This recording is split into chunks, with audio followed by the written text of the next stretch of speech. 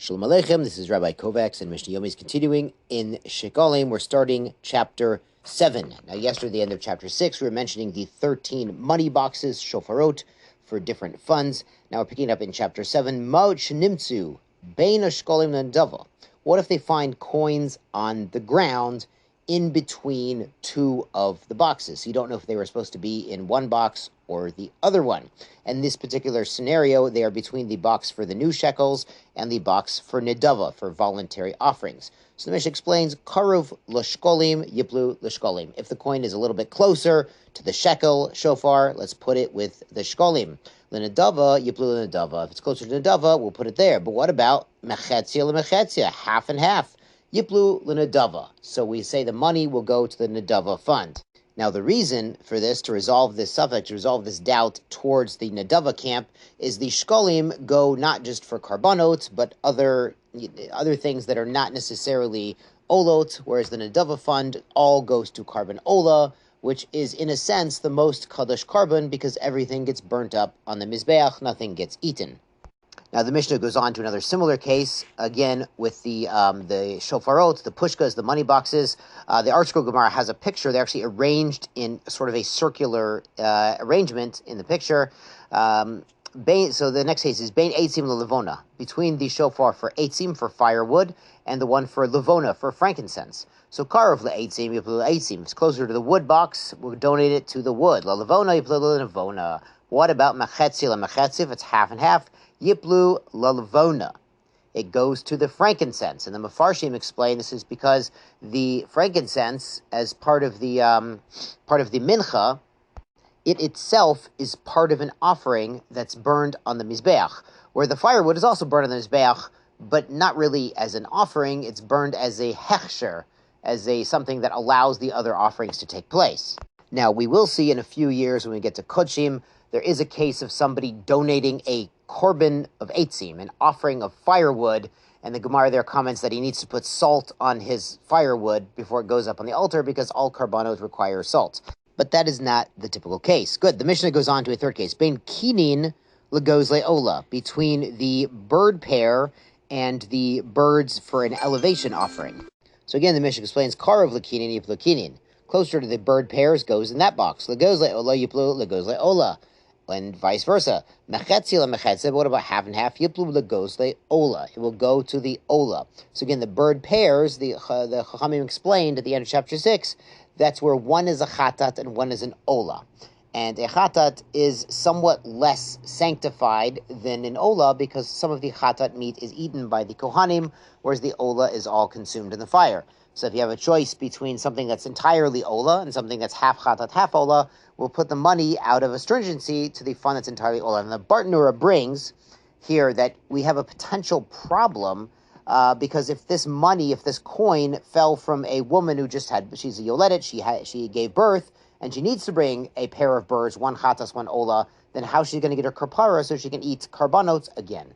So apparently the Yerushalmi says, I didn't see it inside, but apparently what it says is that the Bet Din of Kohanim would give more money to that for that purpose, because a bird offering could be brought even in a case of Suffolk. They could bring her chatas, just in case this money fell from a yoledis, we're going to bring a chatas and an ola of birds on her behalf just in case, but the coin itself will go to the olot. Now, the Mishnah here brings one more case, and it's not a case in the temple. It's a case that could happen to anyone. So, Bein Chulin L'Maiser Sheni. What if somebody has two boxes or two money bags, and one is Chulin, is regular, normal cash money, and one is Maiser Sheni, is money of the second tithe, which we've learned about in Masechet Maiser Sheni, is taken to Yerushalayim and used to purchase food items there. So Karav l'chulin yiplu l'chulin. If the money's on the ground closer to the chulin, the unsanctified money, it goes with that. L'maiser sheni, yiplu l'maiser sheni, and vice versa. But mechetzia l'mechetzia, it's right in the middle, yiplu l'maiser sheni. We're going to be stringent and assume this money should be maiser sheni money. And the Mishnah concludes, zeyaklal, this is the general rule, hochin achara karuv lahakel. We can go after the nearer one, even when that's a leniency, even when it's something that's less kadosh, less sanctified. But mechetzi lemechetzi, if it's right in the middle, half and half, lahachmir, we must be stringent and put the money in the more kadosh, more elevated, sanctified place. On to Mishnah Bet. Ma'ot shenimtzao lifnei soche behema. What about money that is found in front of someone who sells animals? Now we're talking about in Yerushalayim, and they found money on the ground in front of somebody who sells animals. Animals can be used for karbanot. Le'olam meiser. We assume it is meiser sheni, money. Now we can understand during the three regalim, the three festivals, people would come up to Yerushalayim and bring their meiser sheni money from the entire year, and their meiser sheni produce as well, if they have, and it's portable. And they would use their meiser sheni money to bring shlamim. That is an ideal use of meiser sheni money, is to bring shlamim to the temple and then eat the meat. So during the festivals, we understand. But this says le'olam, all the time. So the idea here, the Mefarshim explain, is that when people came to Yerushalayim, they brought their meiser sheni money, and they left whatever was left over with their hosts or with their family or their friends, and those people used that money all year long. There were meiser sheni coins being spent at animal merchants to buy shlamim and have some red meat.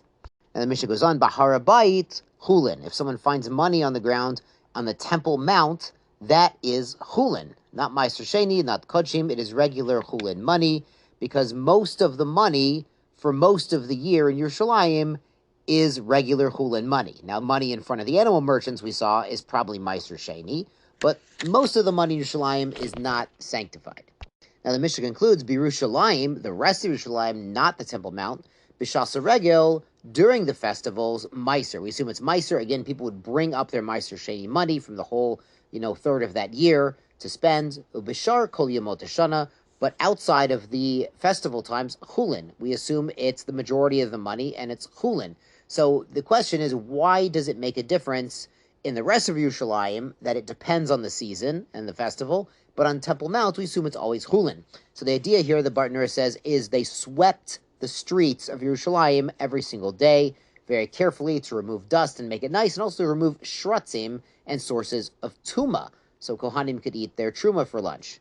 So if there's money on the ground in the rest of Yerushalayim, we assume it is recently deposited there. Every single day they were sweeping, but on Har Bayit, it was windy and blew the dust off. They didn't really need to sweep every day, and people were very careful. They couldn't go in there with their shoes and their walking sticks, so they weren't tracking shratzim in, so they didn't have to sweep it up all the time. So people were very careful not to bring shmutz there. Yasher kochachem, sei gesund.